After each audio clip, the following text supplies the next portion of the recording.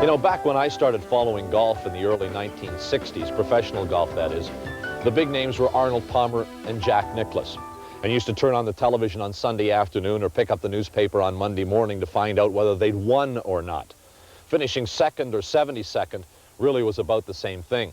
Winning was what it was all about. Money earnings had very little, if anything, to do with it. Of course, back then, winning $100,000 in a year was big news. Now they win $100,000 in a week if you capture a major PGA championship. Of course, things have changed over time, and as well with the Canadians. In the 1960s, the guys we followed were named Balding and Knutson, and in the later 60s, Sandra Post on the LPGA Tour. Well, those names have passed by, and new names have replaced them. And what kind of a year has it been for the Canadians in golf around the world? Well, it's been a year without a great many victories, but a year in which a great number of players have, in fact, maybe emerged or at least advanced their careers. Here's a look back at 1991, as far as the Canadians are concerned. Perhaps the story for Canadian golf in 1991 was the comeback of Dan Halderson. The Winnipeg, Manitoban native had a career year on the PGA Tour after losing his card in 1990. He started out on a tear, finishing the Honda Classic in second place. Halderson won more than $88,000 there, and he remains the top Canadian on the U.S. Tour in terms of money winnings. Dave Barr hasn't had the kind of year he would have liked. Barr, who makes more money in invitational tournaments like the Cadillac Skins, where he took home more than $100,000, still has managed to win more than 140 on the PGA money list. That's good for 104th position. While Halderson and Barr have had acceptable seasons, Ray Stewart and Richard Zokel are both in the position of having to re-qualify for the PGA Tour in 1992. On the LPGA Tour, Cowichan, BC's Don Coe has been in the top 20 on 11 occasions. The best coming in April at the Kemper Open, where a third-place finish earned her $33,000. Since then, her putter has let her down, but she still leads all the Canadians in terms of money winnings. Like Dan Halderson, Barb Bunkowski has made something of a comeback. Bunkowski has overcome some physical problems and has produced 4 top 10 finishes. She was third at the Ping Classic at Phoenix. Then in June, a 6th-place finish at the Lady Keystone. And in July, she ended up 5th at the LPGA Championship. Bunkowski has now won $147,000, and she's in 27th place on the money list. Coe 1 position ahead of her. Jennifer Wyatt is well back in 87th with winnings of about $49,000. She's followed by Gail Graham and Nancy White. Further back are Lisa Walters, Tina Pertzer, Nancy Harvey, and Karen Mundinger. Toronto's Danny Mijovich has spent most of the season playing on the European Tour. His 4th-place finish at the Scottish Open and 6th at the Dutch have propelled him to earnings over $108,000 U.S.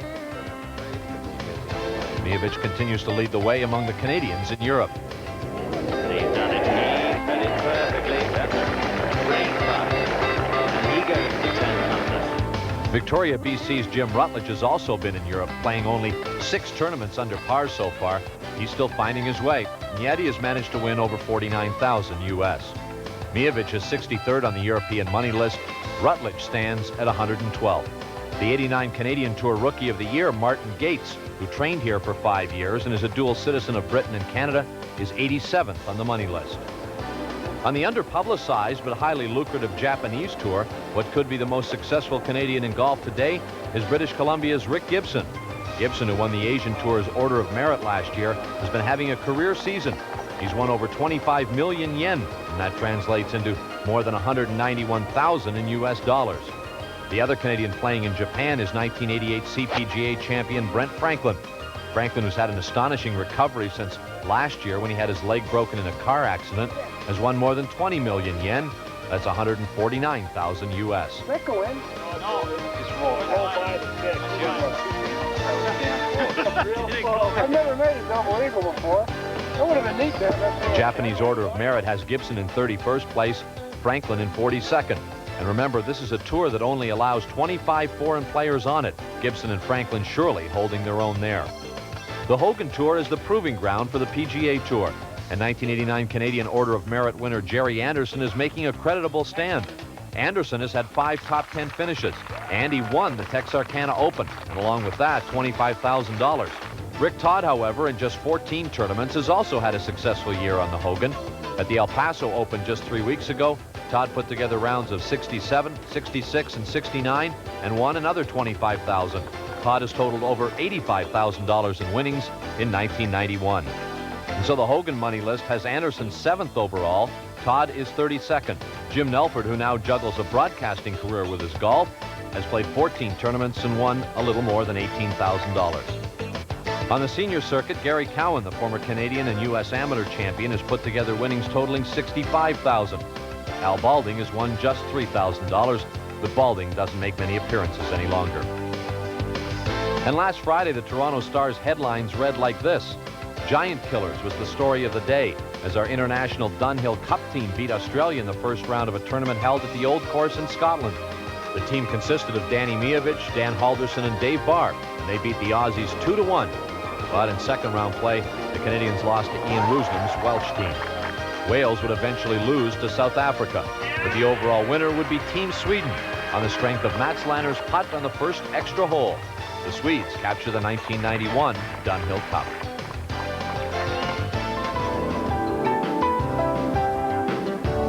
And before we break, it's not unusual to see lineups at Canada's public golf courses. And when it comes to our appetite for golf, Canadians are taking to the game at increasing numbers.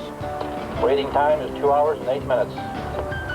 Yes, 2-hour-plus waiting periods are common on weekends. So how do we compare to our brothers south of the border? Well, with a population base 1/10 the size of the U.S., a recent National Golf Foundation survey shows that Canada has 1.4 million core golfers, compared with 11.8 million in the U.S. We have 2.2 million occasional golfers and more than 250,000 juniors. These totals equate to a participation rate of 18.4% of our population. That's nearly 5 points higher than our U.S. counterparts. And of that, more than 28% are women. Yes, golf is alive and kicking in Canada, and we'll be back in just a moment.